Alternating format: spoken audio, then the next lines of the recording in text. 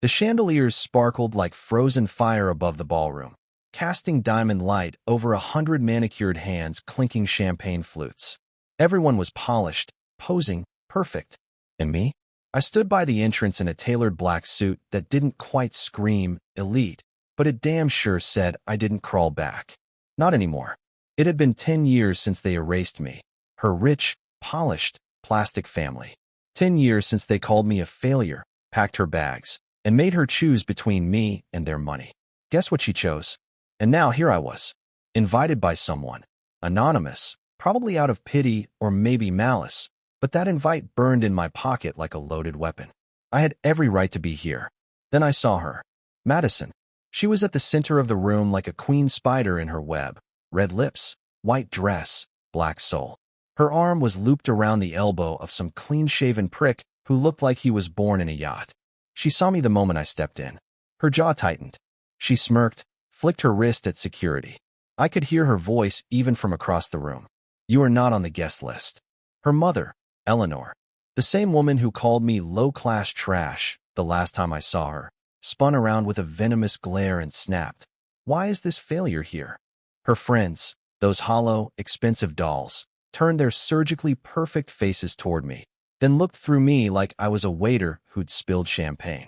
Invisible. Erased. I smiled. Slowly. And I said, loud enough for everyone to hear. Oh, I'm not here for the party. I'm here for the finale. Madison's smirk twitched. That shook her. See, what they didn't know, what nobody here knew, was that I hadn't come to make a scene. I'd come because after 10 years, I finally had proof. It started 6 months ago. I wasn't even looking for revenge. I'd moved on, or so I thought. Then I got a call from a guy named Travis, a name I barely remembered, but the voice hit me like cold steel. He said, we used to work at the warehouse back then. I think you need to know something about Madison. I didn't want to know, but he sent the pictures anyway. Madison, 3 weeks after our divorce, wrapped around her boss, Eli Carrington, mid-40s, married, billionaire, the same guy who funded her family's foundation, the same guy who sponsored our wedding.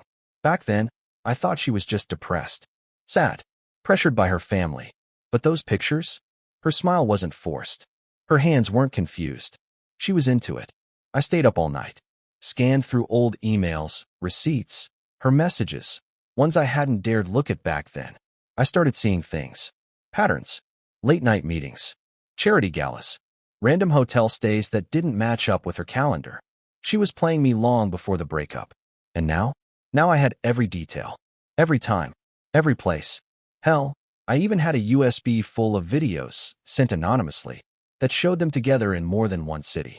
That night, I didn't sleep. I laughed. I actually laughed until my ribs hurt. She thought she'd broken me. That leaving me in the dust was enough. But now I was standing here, in front of her smug little throne, holding 10 years of buried fire ready to erupt. And just as she reached for the security guard's shoulder, I pulled the envelope from my pocket. One red wax seal. Her name written in calligraphy. Let me make it simple, I said, stepping closer. Either you take this, or I hand-deliver it to your current husband's lawyer. I'm sure he'll love the video titled Room 614, Charity Night. She froze. That smug look died. For the first time in a decade, Madison looked scared. And that, my friend, was better than any champagne in that room. Madison's fingers hovered in the air like she was reaching for something she couldn't grab, control, maybe. The silence between us was thick, suffocating. Her fake friends whispered behind glittering nails, glancing between me and the envelope in my hand like it was a live grenade. She took a step toward me, heels clicking like gunshots across marble. Her voice dropped to a hiss. You don't want to do this here. I didn't flinch. You should have thought of that 10 years ago. Her smile reappeared, but it was shaky, strained. That's a decade-old grudge, Damon. You think anyone cares? Everyone's moved on. You should too. Maybe, I said, my eyes narrowing. But your husband hasn't seen this. And from what I hear, his lawyers are sharks. Blood-sniffing sharks. She swallowed. I could see the shift, panic creeping up her spine like a cold hand. The security guard stepped forward. Sir, I'm going to have to ask you to touch me, and you'll be on the news by midnight. I interrupted, eyes locked on Madison. You want to do this quietly? Fine. Step outside. She hesitated. Then she turned to her husband, Eli Carrington, the poster boy for old money and bad decisions, and kissed him on the cheek. Be right back, babe. Just someone from the past. His eyes barely grazed me. I was a fly on his Porsche windshield. Outside, the night air hit us like a slap. Crisp, quiet, dark. She crossed her arms tight around her white satin dress and hissed, "You're disgusting. Showing up here like some low-budget hitman." "No," I said calmly. "Hitmen get paid. I'm here for free. You think this'll make you feel better? You think you'll walk away feeling whole? You're pathetic." That was the thing about Madison. She always attacked when she was cornered. And she was definitely cornered. "I'm not here for revenge," I said. "I'm here because you buried me. You made me the villain in a story you wrote. But here's the plot twist. Your halo is cracked, princess." Her mouth opened, but I cut her off by handing her the envelope. Inside is a copy. I've got the rest in a vault. If I ever hear my name smeared again, if I see another post, another whisper, this goes viral. She stared at it like it might burn her hands. "Oh, and Madison?" I leaned in, voice ice cold. "Tell your mother if she calls me a failure again, I'll mail her the unedited version. With subtitles." Her jaw clenched so tight, I thought she might shatter a tooth. She finally yanked the envelope from my hand and stormed away like she still owned the world. But I knew the truth now. That poise, all a mask. Behind it was a woman one bad headline away from collapse. I turned to leave, but I couldn't walk fast enough. Rage was boiling inside me, sharp and bright. Images I couldn't unsee. Memories that had rewritten themselves with every lie uncovered. I thought about the nights I begged her to talk to me, the times I blamed myself, the lies she told with a straight face, tears in her eyes. How she'd whisper, "I just need space," when she was really sharing space with someone else. I thought about how she cried in court, told the judge I was unstable, unmotivated. Her family nodded along like they were in a choir. I lost everything. My home, my dignity, my confidence. She painted me as a man who couldn't keep his own wife interested. Now I realized, she was never mine to begin with. My phone buzzed. A message from Travis. "Did she get the envelope?" I typed back, "She did." And she's shaking. That night, I didn't sleep. Again. But it wasn't like before. I didn't stare at the ceiling wondering what I could have done differently. I wasn't imagining her wrapped up in another man. No, I was finally breathing. Finally awake. For the first time in 10 years, I wasn't haunted. I was armed. And this was just the beginning. I drove aimlessly for over an hour, the city lights blurring into ribbons of color as my thoughts tore through everything I thought I'd buried. My hands were clenched on the wheel so tight my knuckles had turned bone white. The images wouldn't stop playing in my head. Her smirk, her mother's contempt, the way her friends looked at me like I'd tracked mud into their cathedral of lies. It wasn't just the betrayal. It was the rewriting of my existence. For 10 years, I'd been the villain in their story. The poor ex-husband. The failure. The man who couldn't keep a woman. But behind their curated Instagram perfection, there was rot. And I finally pulled the curtain back.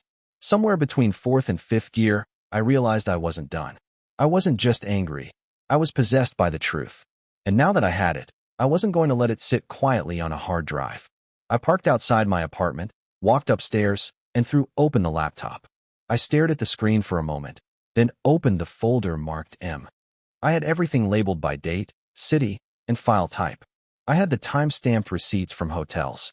I had the screenshots of her messages, the photos from her charity retreats, where she wasn't alone. I had audio. God, I had audio. I hit play on one. It was her voice, muffled but unmistakable. "He thinks I'm at a yoga class. Honestly, I don't even care anymore. He's just so small. Emotionally, I mean." Then laughter. Deep, male laughter. I slammed the laptop shut. My jaw ached from how hard I was grinding my teeth. She didn't just cheat. She mocked me. She made a hobby out of it. I leaned back, exhaled, and stared at the ceiling. I wasn't sure what I was feeling anymore. Not anger. Not sadness. Something sharper. Like cold steel pressed against my ribs. This wasn't just about a broken heart. This was about being erased. I needed to confront her. Properly. No threats. No blackmail. Just the truth. Raw, violent, ugly truth. I texted her the next morning. One sentence. "We need to talk. Face to face." She replied an hour later. "Make it quick. I have a fundraiser at 6. Of course she did. She chose a coffee shop in Midtown. Neutral ground. Public. She probably thought I'd keep my voice down surrounded by strangers. She didn't know I'd stopped caring what anyone thought. When I walked in, she was already there, sunglasses on, lips painted red like a warning sign. She didn't even stand, just raised one hand in a lazy wave like she was tolerating a fan. "You have 5 minutes," she said, sipping some overpriced drink. I sat down across from her and met her gaze. "Did you ever love me? Like at all?" She blinked. "Are you serious?" "Dead." She leaned back, a slow, cruel grin spreading across her face. "We were kids, Damon. You were a phase. Something to rebel with." I stared at her. She didn't flinch. "You're proud of that?" I asked, voice low. "I'm not ashamed," she said.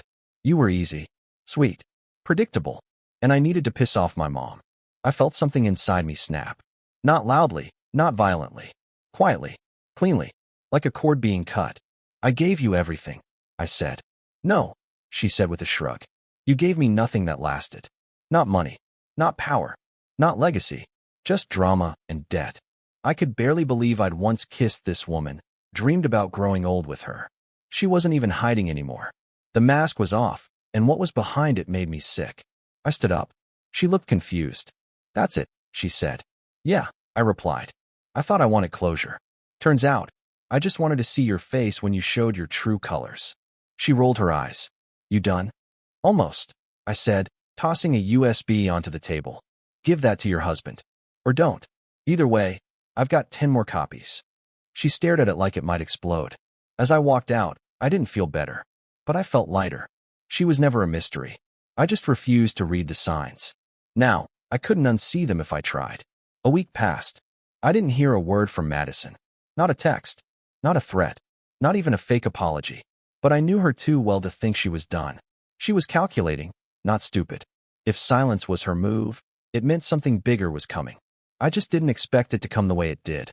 I was sitting at my kitchen table, eating the same reheated leftovers from 3 nights ago, when I heard a knock on the door. Not a neighbor knock. A heavy, deliberate knock. The kind that carries warning in its rhythm. When I opened the door, I found 2 men in suits. One introduced himself as Peter Langston, Eli Carrington's lawyer. The other never gave his name. He just stood there, hands folded, sunglasses on despite the overcast sky. "We'd like a moment," Langston said. I stepped aside, still in a t-shirt, still chewing the last bite of cold chicken. They sat down without invitation, placed a slim folder on the table. "We're aware that you're in possession of certain sensitive material," Langston began, voice like sandpaper on silk. I nodded. "And we'd like you to destroy it. Permanently. In return, my client is willing to offer you a substantial financial settlement, along with a signed agreement that ensures neither he nor Mrs. Carrington will pursue any legal action regarding the circumstances of your discovery." I leaned back in my chair. "And if I say no?" Langston didn't flinch. "Then I'm authorized to file a cease and desist. And if that's ignored, we escalate. Lawsuits, defamation, harassment, whatever it takes to make your life very, very slow and very, very expensive." I looked at the folder. There was a check inside, already filled out. 6 figures. It was tempting. God, was it tempting. But then I thought about her voice on those recordings. The giggles. The way she said I was easy to manipulate. The way she'd used me, chewed me up, and thrown me out, and now wanted to pay me off like I was some inconvenient ex-employee. I pushed the folder back across the table. "Tell Eli I don't need his money. And tell Madison I don't need her name to destroy her. She already did that all by herself." Langston sighed, as if expecting the answer. "Very well, but you should understand, this isn't over." I smiled. "I'm counting on it." They left without another word. That night, my phone lit up. "Madison, you really think you won? You think making a scene and tossing a USB around means anything? You're still nothing. You'll always be nothing. I made you interesting." I stared at that message for a long time. Then I replied, "You made me angry. That's far more dangerous." The next day, the first video went online. No names. No faces. Just voices, shadows, outlines. Enough to start whispers. Enough for anyone who knew to know. Within hours, I got calls. Unlisted numbers. Emails from reporters. A message from an old friend who worked in PR. "What the hell did you just drop, man?" Madison's name is all over my desk. And then the big one, Travis again. His voice was shaky. "They're panicking. Eli's pulling out of 2 major investments. Madison deleted all her socials. But the best part? Her mom called my boss trying to find you. She's furious. Like, lawsuit furious. I laughed. It was sharp and short. Good. But that night, the laugh faded. I sat in the dark, listening to her old voicemails. Back when I thought she loved me. Back when I thought we were forever. Her voice used to feel like home. Now it felt like poison. I should have deleted those messages long ago. But I kept them as reminders. Not of who she was, but of how blind I'd been. Of how easy it was for someone to fake love when they saw you as nothing more than a ladder. That realization? It burned more than the betrayal. Because deep down, I wasn't just mourning her. I was mourning me. The man I used to be. The man who believed her. Who fought for her. Who stayed even when the lies piled up like corpses. And now? Now I was just a man who learned to stop saving people who wanted to drown you. 3 days later, I woke up to pounding on my door. Not knocking, pounding. I grabbed a hoodie, heart racing, and peeked through the peephole. Madison. She looked nothing like the composed ice queen from the gala. Her hair was messy, makeup smudged, sunglasses on even though the sun hadn't fully risen. Her whole body screamed chaos. I opened the door just enough to speak. What do you want? She shoved her way in without permission, stumbling like she'd been drinking. She turned, slammed the door shut behind her, and hissed, "You need to stop. Right now." I raised an eyebrow. "You didn't seem this concerned when your lawyer offered me hush money." "That was a courtesy," she snapped. "This is me telling you. If you don't stop whatever game this is, you're going to regret it." I walked past her and sat down. "You came all the way here to threaten me in person? What happened? Eli changed the locks already." Her mouth twitched. She didn't answer. That was it. The crack I needed. "What did he do?" I said slowly. "Kick you out? Pull your card? Freeze your account?" Her silence told me everything. I let it hang in the air for a few seconds before I stood up, looked her dead in the eyes. "You lied to him the way you lied to me. The only difference is, I believed it for years. He didn't make it a full week." Her voice broke then, just a little. "You don't understand what you've done." "Oh, I do," I said coldly. "I told the truth. That's all I ever needed." She stepped closer, and for the first time, I saw it. Fear. Real, raw, unfamiliar on her face. "They're going to destroy me," she whispered. "You have no idea who you're playing with. Eli's family, his circle, they don't just move on. You embarrassed him publicly, and now they're coming for you." I laughed. "Let them." She reached out like she wanted to grab my arm, but stopped herself. Her hand trembled. "You think this makes you powerful?" she said. "You're still that same broke, pathetic man from 10 years ago. You're just louder now." "Wrong," I said. 10 years ago, I thought you were the best thing that ever happened to me. Now I know you were the warning sign I ignored." Her jaw clenched. She turned to the door, then paused. "If you think this is over, you're more delusional than I thought." Then she left, and I stood in the center of my apartment, heart pounding. Not from fear, but from something else. Closure. She was unraveling. Everything she'd built on lies was cracking, and I hadn't lifted a finger. I hadn't shouted. I hadn't gotten violent. I hadn't sunk to her level. I had simply stopped being silent. But I knew Madison. She wouldn't go down quietly. That evening, I found my car windshield smashed. No note. Just shattered glass and the slow grin of familiarity. The next day, my landlord called to say someone had filed a complaint claiming I was running an illegal business from my unit. Total nonsense, but annoying. And intentional. The next evening, I got a message from a blocked number. "You think this is justice? This is just Act 1. I didn't even flinch. Because Act 2? That one was mine. I walked to my closet, pulled out a dusty box I hadn't touched in years. Inside were papers, old USBs, photos. Stuff I'd kept locked away out of pain, out of fear. Now, they were weapons. Truth has a way of cutting deeper than any blade. I started assembling it. All of it. A digital folder. One giant file. Every date, name, document. All traceable. All time-stamped. And then I clicked upload. Not to social media. To a private server. Set on a timer. She wanted war. I was done playing defense. The timer was set for 72 hours. 72 hours until everything. Every file, every recording, every confession would be emailed to 6 journalists, 2 lawyers, and 1 very bored ex-cop with a podcast about elite scandals. No passwords. No encryption. Just raw exposure. If she wanted to play God with people's reputations, I was giving her a taste of what it felt like when the mirror cracked. I didn't hear from her the first day, but I knew she saw the signal. I sent a single message with a link that simply read, tick, tock. On the second day, the calls started again. Unknown numbers. Silence on the other end. I answered them all. I wanted them to know I wasn't hiding anymore. By day 3, the silence turned to panic. At 4:37 p.m., I got a knock. Not the door this time. The window. I lived on the second floor. I grabbed the bat by my couch and yanked the curtain open. It was Madison, drenched, hair soaked, eyeliner running down her face like war paint. She looked like she'd climbed a tree or bribed someone to get her up here. Her hands were pressed to the glass, trembling. I cracked the window just an inch. "I need to talk," she gasped. "I don't think we speak the same language anymore. Please, Damon. I can't lose everything." She looked nothing like the woman who smirked at me in that ballroom. That version of her had been a ghost in a gown. This was raw flesh. Shaking, desperate. I opened the window and let her crawl in.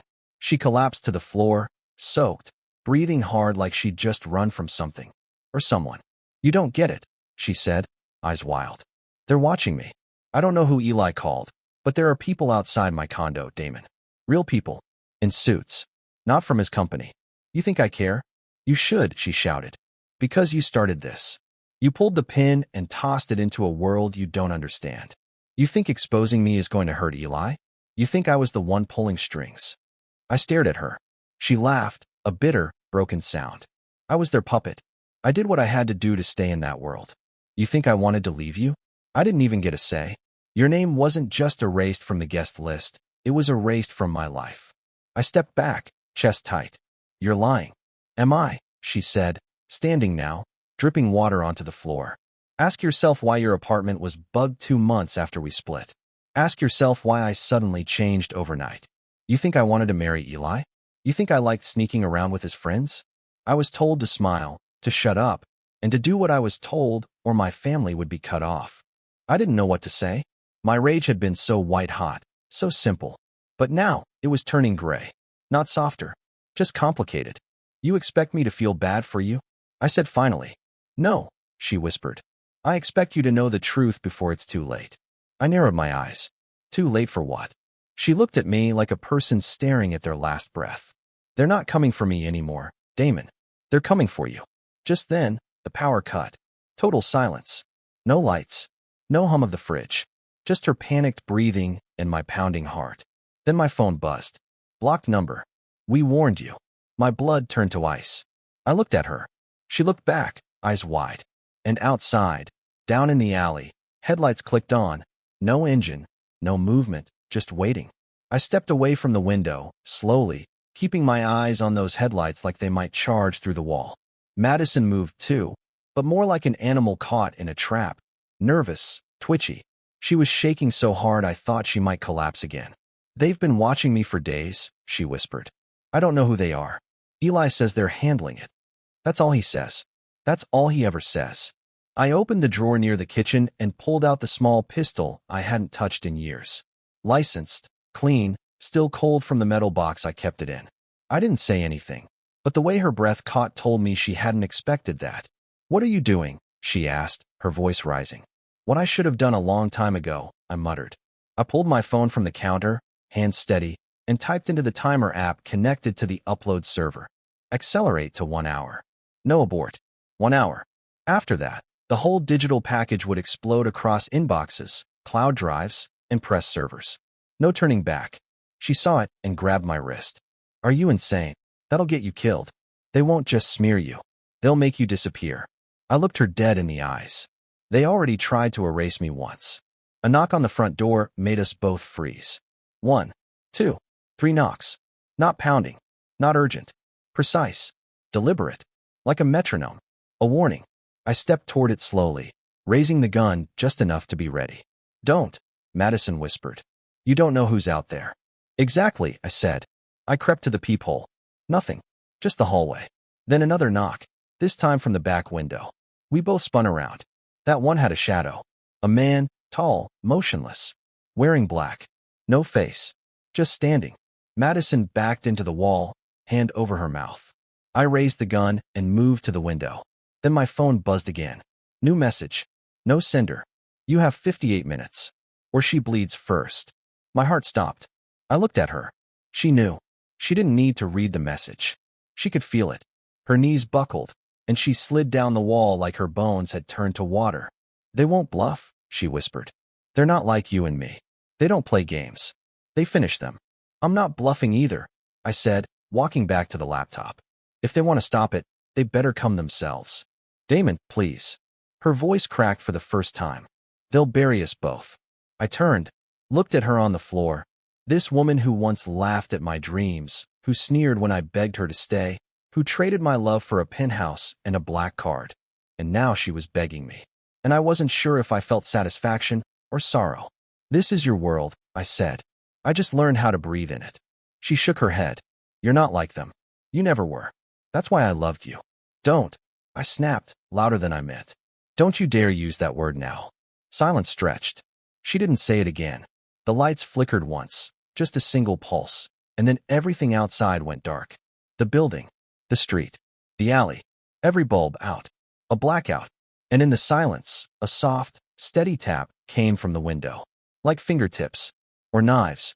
I raised the gun again, walked to the glass, pulled the curtain slowly. Nothing. But there was a note, taped on the outside. Written in red marker. Final warning.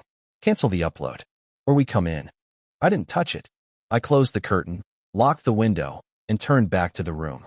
Madison was sobbing now, curled into herself like she was trying to disappear into her own spine. The clock on my screen ticked down, 41:02. If they wanted to stop this, they'd have to break the door down. And I was ready. The next 30 minutes crawled by like a slow drip of gasoline toward an open flame. I stayed by the laptop, gun in one hand, eyes darting from the countdown to the door, the window, back to Madison. She hadn't moved, curled up in the corner, muttering things I couldn't hear. Whatever mask she wore in the ballroom was shattered. Now she looked like the ghost of her own consequences. The lights didn't come back. The silence was a scream. 12:02. Another knock. But not the same rhythm. This one was slow, heavy boom. Boom. Boom. I aimed the gun at the door. One more step, and I pulled the trigger, I said out loud, just in case they were listening through the peephole, through the cracks, through the damn walls. No answer. I reached for the curtain, opened it a sliver. The man in black was gone, but something had replaced him. A box. Small. Matte. Black tape around the edges. I stared at it for 3 long seconds, then yanked the curtain shut. Madison, I said. She looked up, eyes wild and red. If this gets ugly, and it will, do you want to survive it? She didn't answer right away. Then, slowly, she nodded. Then you need to tell me everything. No more lies. No edits. No deflection. What exactly did you get yourself into? She exhaled like a balloon deflating. It wasn't supposed to go this far. Eli, he's not just money. His family, he's third-generation oil. Old world rich. The kind that funds wars and wins elections. What do they want from me? Silence, she whispered. You weren't a threat until you started telling the truth. That's the one thing they can't afford. Not now. Not when his company's about to go public. I stared at her. So they're trying to cover this with blood. She nodded. Yours first, then mine. The timer ticked past 7 o'clock. 7 minutes until every rotten truth I ever collected would detonate across inboxes, expose the affair, the manipulation, the money, the betrayal. It wouldn't kill anyone, not physically, but their power, their control, it would burn. I walked to the laptop, hand hovering over the abort key. One press, and all of it disappears. Gone. The safe route. I thought about my father. How he died, without ever seeing me get back on my feet. How I'd told him I forgave Madison years ago, just to stop him from worrying. I thought about the night I slept in my car while she posted pictures from Cabo. I thought about the way her mother looked through me like I didn't exist. And I looked back at Madison, now broken in a way I once was. But I wasn't broken anymore. The timer hit midnight. A single chime rang out from the laptop. And then silence again. She looked at me, her voice barely audible. What did you do? I didn't smile. I didn't speak. I just sat down in the chair across from her and waited. 1 minute later, my phone started vibrating. Then another call. And another. Emails. Alerts. A message from Travis. You crazy bastard. It's out. A message from an unknown number. You don't know what you've done. And then, finally, a message from Eli Carrington himself. This isn't over. I replied, yes, it is. For you. Then I blocked the number. Madison stood slowly, unsteady, staring at me like she didn't recognize who I was anymore. I never thought you'd do it, she said. You were always the guy who walked away. I stood too. Yeah, but you never asked what would happen if I came back. She left without another word. And for the first time in 10 years, the air didn't feel heavy in my lungs. I sat back down, the hum of the world returning outside, sirens in the distance, lights flickering back. The silence wasn't a scream anymore. It was freedom. Final note, if anyone's listening, never let someone else write your story. Because if you let them, they'll erase your name before the first chapter ends. But if you hold the pen long enough, you'll write the ending they never saw coming.